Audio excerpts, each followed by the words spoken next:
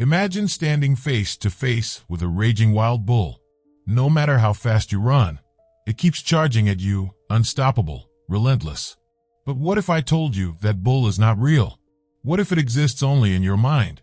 This is the story of a monk who faced a beast unlike any other, one that could not be fought with strength alone. And in doing so, he uncovered a lesson that could change the way you see your own thoughts forever. The valley stretched wide beneath the early morning sun, golden fields swaying with the wind. In the distance, dust and panic filled the air.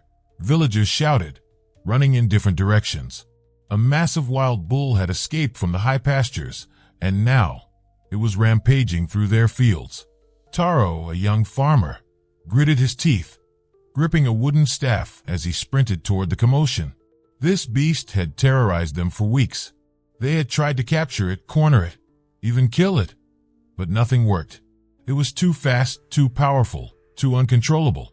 Now, as the bull charged through the valley, its hooves pounding the earth, Taro was ready to fight again.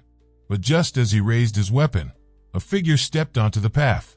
A man in simple robes, a wooden staff resting in his hand. Taro's eyes widened. Master Ryu, the wandering monk. Master, move. The bull will kill you. But the monk did not move. He did not flinch. The villagers gasped as the bull thundered forward. The ground shook. The air trembled. But Master Ryu simply stood there, hands folded in his sleeves, calm as still water. Taro's breath caught in his throat. Was the old man insane? And then the impossible happened. The bull stopped. Its powerful hooves dug into the dirt, nostrils flaring, chest rising and falling with heavy breaths. But it did not charge. It did not attack. It just stood there. The entire valley fell silent. Master Ryu opened his eyes slowly and spoke in a voice soft yet unshakable. If you run, it will chase you. If you fight, it will destroy you. But if you understand it, it will stand still. Before we continue, let me ask you, have you ever felt like your thoughts were running wild, impossible to control? Sometimes the real battle isn't against the world, but against our own mind. Stick with me until the end, and I promise this story will change the way you see your own thoughts. And if you enjoy thought-provoking stories like this, subscribe to the channel and activate the bell. That way, you'll never miss the next one. Oh, and if you're finding value in this story so far, leave a like.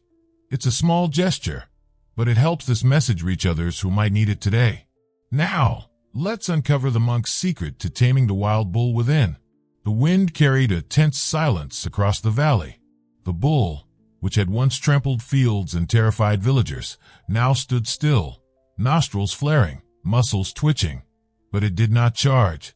Taro gripped his staff, his breath uneven. He had never seen anything like this. Master, how did you do that? Master Ryu remained still, his gaze steady on the wild animal. Tell me, Taro, the monk said calmly. What happens when you chase a frightened animal? Taro hesitated, confused by the question. It runs. And if you try to trap it, it fights back. Master Ryu nodded. Your mind works the same way. Taro frowned, glancing at the bull. What do you mean? Master Ryu finally shifted, taking a slow step forward. The bull tensed but did not move away. The more you fight your own thoughts, the more power you give them. The more you chase peace, the more it escapes you.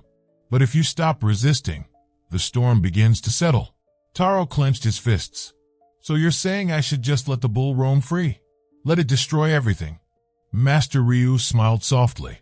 No, I'm saying you must understand it first. Before you can tame something, you must know what drives it. The bull snorted, kicking up dust, but it still did not charge. Taro's frustration boiled over. This is ridiculous. We have been trying to catch this beast for weeks. We've built traps, we've chased it, we've even tried to kill it, but nothing worked. Why is it obeying you? Master Ryu slowly reached into his robe and pulled out a small handful of rice. He let the grains fall from his palm to the ground, the sound barely audible against the wind. The bull's ears flicked. It is not obedience, young one. It is trust. Taro scoffed. Trust? With a wild animal? The monk nodded. With everything. The bull lowered its head slightly, its breathing slowing. For the first time, Taro wasn't just watching the bull.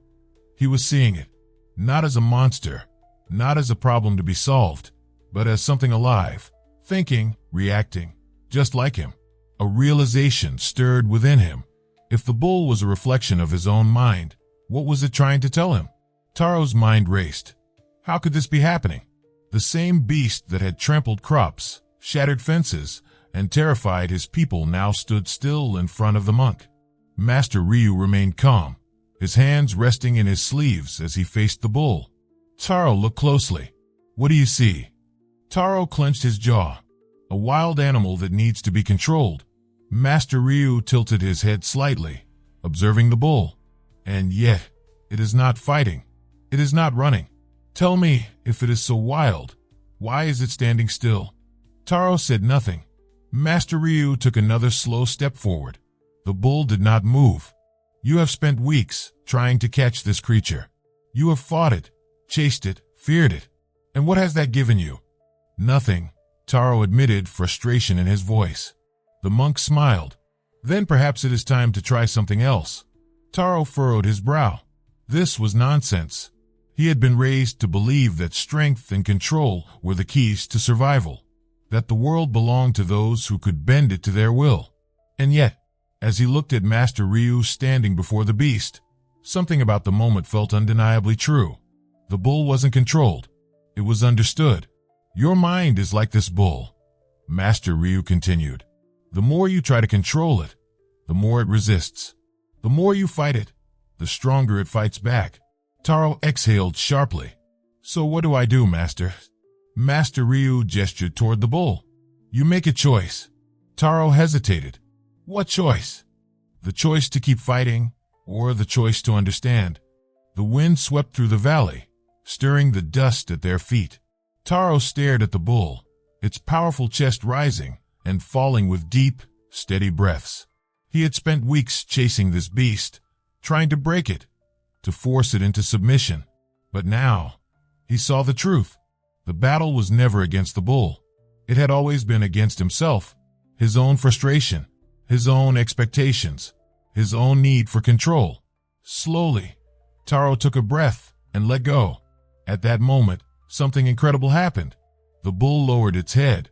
The beast that had terrorized the village bowed, not in defeat, but in peace. Taro felt a lump rise in his throat. Had it really been this simple all along? Master Ryu placed a hand on his shoulder. The mind is not meant to be controlled, Taro. It is meant to be understood. Taro swallowed hard, the weight of the lesson settling into his heart. He had been fighting the wrong battle all along. The valley was silent.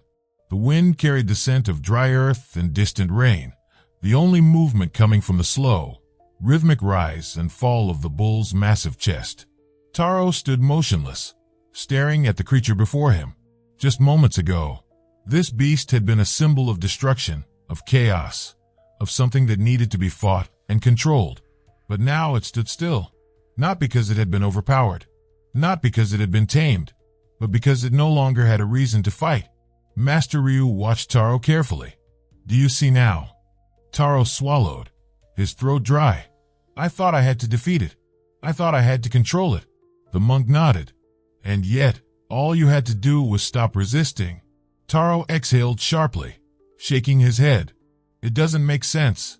I've spent my whole life believing that if you don't fight, you lose. That if you don't take control, the world will crush you. Master Ryu smiled softly. And has that belief ever brought you peace? Taro clenched his jaw. No. Master Ryu knelt and ran his fingers through the dust. This bull is not just an animal, Taro. It is your mind. It is your fears, your anger, your need to control. And like the bull, the more you fight your thoughts, the stronger they become.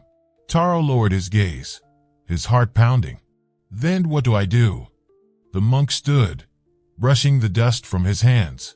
You learn to be still. The words echoed in Taro's mind.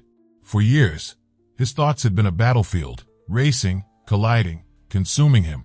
He had spent so much energy trying to quiet them, to push them away, to force his mind into submission. But what if he had been feeding the chaos all along? What if peace wasn't found in control, but in letting go. Slowly, Taro closed his eyes. The wind pressed against his skin. The earth was solid beneath his feet. The world moved, but his mind, for the first time, was still. And in that stillness, something shifted. He didn't need to fight anymore. And neither did the bull. The massive beast let out a slow breath, its muscles finally relaxing. Then, as if sensing there was nothing left to fear, it turned and walked away. Calm, free. Taro opened his eyes, watching as the bull disappeared into the horizon. Master Ryu stepped beside him. The storm never needed to be conquered, Taro. It only needed to pass. Taro exhaled. For the first time in his life, he truly understood. Have you ever felt like your thoughts were running wild, impossible to control? What if, instead of fighting them, you simply allowed them to pass, like clouds drifting across the sky? Taro stood at the edge of the valley, watching as Master Ryu disappeared into the horizon. The monk's words lingered in his mind, their weight settling deeper than any lesson he had ever learned. The enemy was never the bull. The enemy was your own mind, your fear, your anger, your need to control. For years, he had believed that strength came from overpowering, that peace was something to be conquered. But now, he understood a greater truth. Peace is not found in resistance. It is found in understanding. He turned his gaze to the path ahead, the same road that once filled him with exhaustion and frustration. Yet now it felt different, lighter, as if, for the first time, he was walking without the weight of an unseen battle on his shoulders. Because now he knew the truth. The mind is not a battlefield. It is a river. And the moment you stop struggling against the current is the moment you begin to flow. Now, I turn to you. What is one thought that keeps chasing you? Is it fear? Doubt? The past? Take a deep breath, and for a moment, just observe it. No judgment, no resistance. Tell me in the comments, what did you notice? If this story shifted your perspective, if it gave you something to reflect on, leave a like. It's a simple act, but one that helps this message reach someone who might need it today. And if you're ready for more stories like this, stories that challenge the way you see yourself and the world, subscribe and turn on the bell. Because sometimes, the lesson you need the most is just one story away. Thank you for being here. Until next time, stay present, stay open, and remember, sometimes, the answers you seek come in the silence between your thoughts.